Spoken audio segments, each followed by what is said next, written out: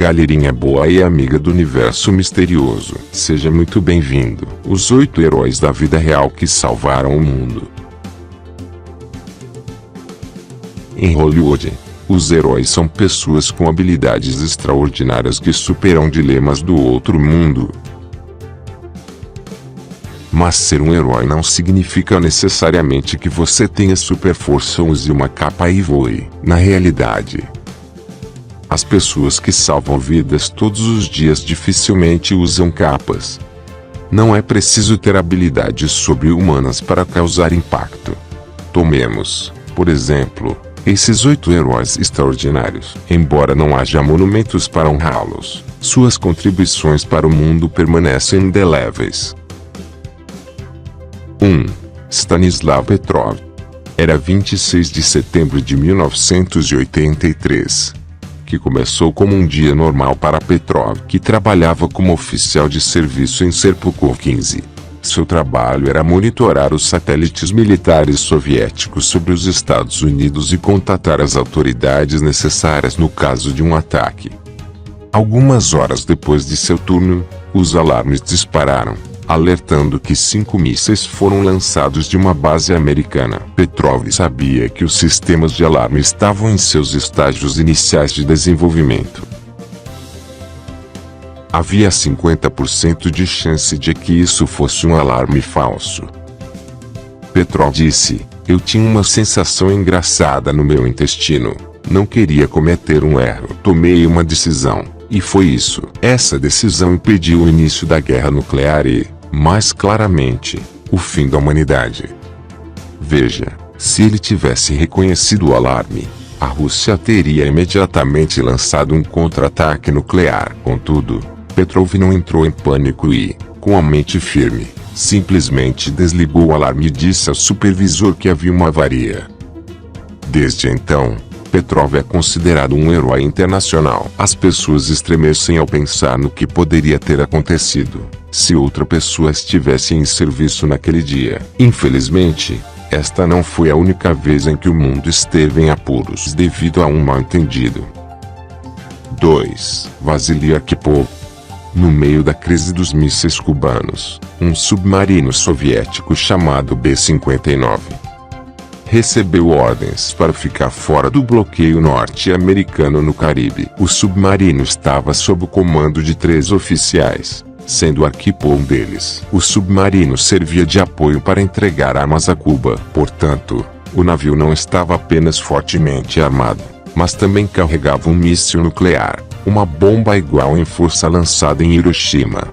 O submarino soviético, portanto, não seria detectado pelos americanos. No entanto, não estava profundo o suficiente. Navios da Marinha dos Estados Unidos pegaram sua localização e começaram a soltar cargas não letais para assustar a misteriosa embarcação. A essa profundidade, os soviéticos perderam a comunicação com o controle de comando e não tiveram como entrar em contato com Moscou para receber ordens. A tática do norte-americano trabalhou para abalar os russos, mas eles interpretaram as cargas de profundidade como um ataque, o que significava apenas uma coisa.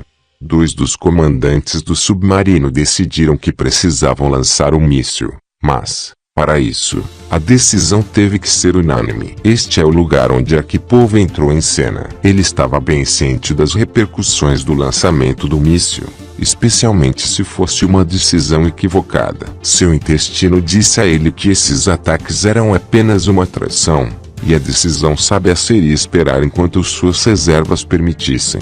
Quando os níveis de combustível e oxigênio do subalterno acabaram forçando-os a subir à superfície, encontraram-se entre uma série de navios da Marinha Americana, mas não em qualquer tipo de guerra, como os outros comandantes suspeitaram.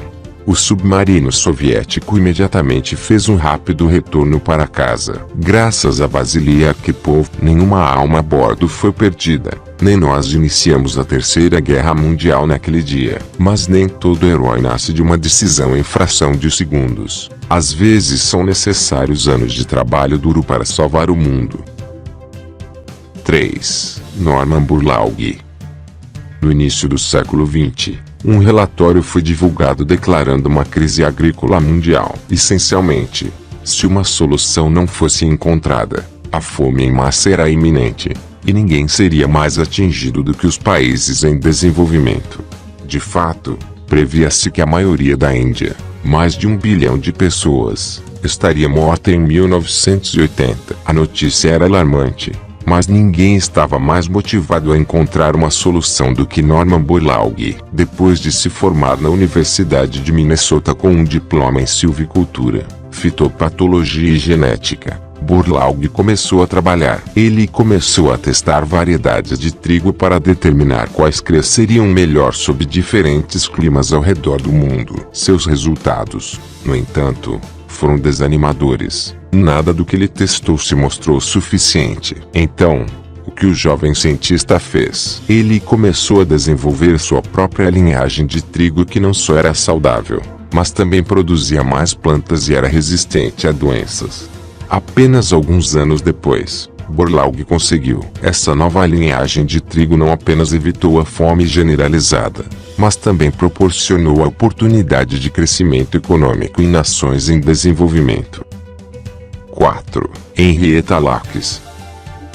Em 1951, uma mulher entrou no hospital Johns Hopkins para tirar um nódulo que descobriu no colo do útero. Uma biópsia determinou que o nódulo era, na verdade, um tumor, e Henrietta foi diagnosticada com câncer do colo do útero. A notícia era debilitante, mas era ainda pior quando ela considerava seus 5 filhos. Empobrecida como estava, não podia pagar o melhor tratamento. No entanto, o hospital Johns Hopkins estava determinado a fazer o melhor para salvar a sua vida. A saúde de Henrietta estava diminuindo rapidamente, mas os médicos notaram algo estranho sobre sua amostra de tecido. Enquanto as células dos tecidos de outros pacientes morriam rapidamente, Henrietta não apenas sobreviveu, mas elas estavam se multiplicando, e rapidamente.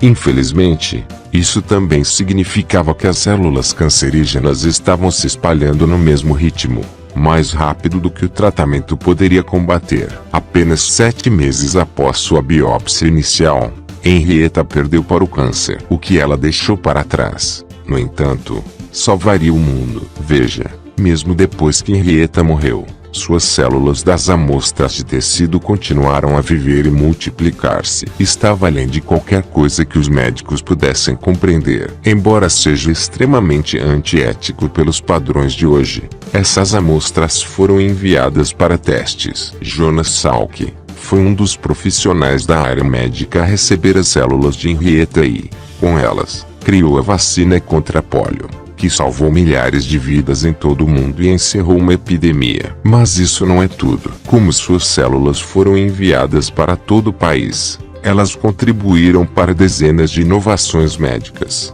incluindo HPV e vacinas contra o vírus Zika, o projeto Genoma Humano, descobertas em torno do envelhecimento celular e a criação do campo da virologia. Embora Henrietta nunca tenha tido conhecimento de sua contribuição para o campo da medicina, foi e permanece até hoje absolutamente profunda. Não seria até a década de 1960 que outra pessoa assim aparecesse com um presente inato semelhante. 5. James Harrison.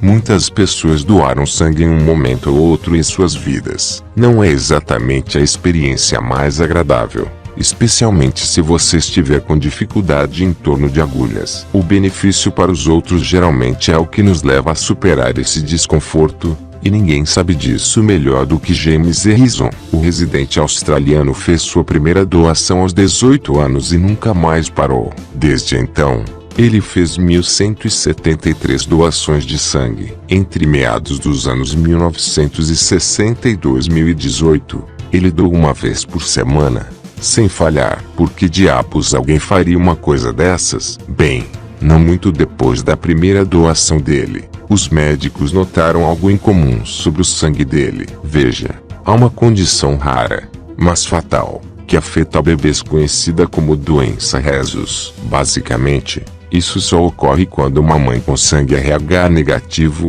carrega uma criança com sangue RH positivo. Nestes casos, O sangue do bebê é visto como uma ameaça estrangeira. A mãe não sofrerá, mas seu corpo começará a atacar o bebê no útero. A única maneira de neutralizar isso é injetar na mãe uma droga conhecida como anti-D. Esta droga, no entanto, não é algo que possa ser feito em um laboratório. Só é possível com uma coisa. Em casos extremamente raros, as pessoas terão sangue RH negativo e anticorpos RH positivo. E essa combinação é o que torna o anti-D possível. Essa junção é o que salvará a vida de uma criança. E foi essa combinação exatamente o tipo de sangue de James. Quando os médicos disseram a James que ele tinha sangue para salvar vidas, ele não hesitou.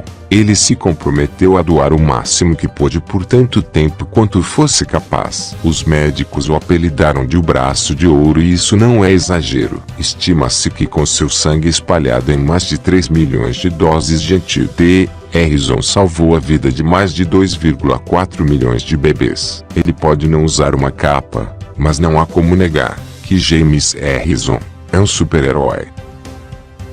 6. Alexander Akimov.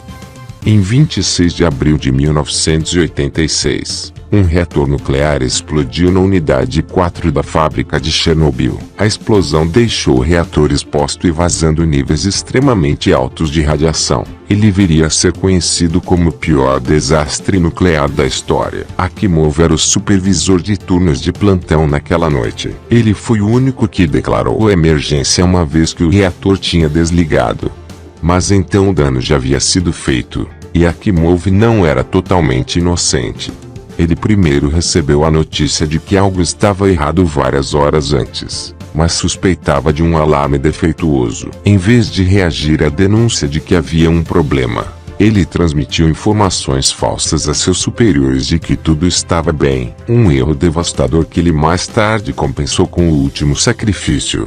Depois que a emergência foi declarada e as evacuações foram iniciadas, Akimov e vários outros engenheiros ficaram para trás para mitigar o dano. Quando todo o poder foi perdido, os homens entraram no prédio do reator, respirando ar tóxico para bombear manualmente a água de alimentação de volta ao reator. Mesmo se eles estivessem usando equipamentos de proteção, o que eles não estavam, os níveis de radiação eram letais. Akimov e todos os engenheiros que ficaram para trás naquele prédio de reatores perderam suas vidas. Seu sacrifício, no entanto, diminuiu drasticamente o impacto da situação e salvou inúmeras vidas. 7. Zbigniew Brzezinski. Era 3 da manhã do dia 9 de novembro de 1979. O telefone tocou na casa dos Brzezinski, acordando o conselheiro de segurança nacional. William Odom, o assessor militar, estava na linha com um relatório urgente. O Comando Norte-Americano de Defesa Aeroespacial, NORAD, acaba de reportar um ataque com mísseis soviéticos. Cerca de 250 mísseis foram lançados de um submarino soviético e foram diretamente para os Estados Unidos. Esta foi, sem dúvida, uma situação crítica. Brzezinski pensou rápido e pediu a Odom uma recontagem para confirmar o número de mísseis disparados antes que ele fizesse seu próximo movimento. Momentos depois, Odom voltou com um erro. 2.200 mísseis foram disparados, não 250. Esta foi uma guerra total. Enquanto desligava o telefone, Brzezinski sentou-se por um momento em silêncio antes de chamar o presidente Jimmy Carter para um ataque de retaliação. Talvez ele estivesse deixando entrar, talvez estivesse rezando. Qualquer que fosse o momento, salvou o mundo. Naquela hesitação, Brzezinski recebeu outro telefonema. Foi Odom novamente. O relatório do NORAD foi um fracasso. Um chip de computador defeituoso causou alarme. Não havia mísseis soviéticos contra os Estados Unidos. Se não fosse pela pausa de Brzezinski, ele teria instruído Carter a lançar um contra-ataque imediato contra um inimigo inexistente. Esse erro teria jogado o mundo na guerra. Basta dizer que ele salvou a todos nós. 8. James Blunt. Você é linda, é verdade.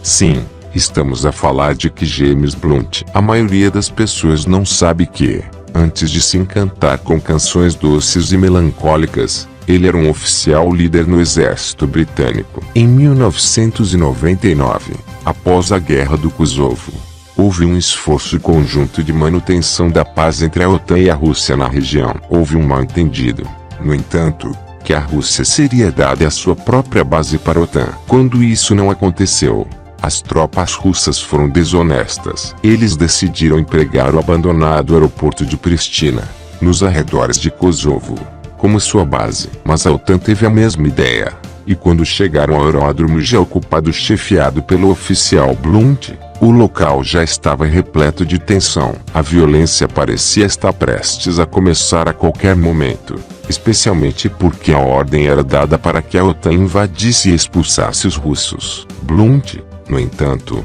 estava a par da realidade óbvia da situação.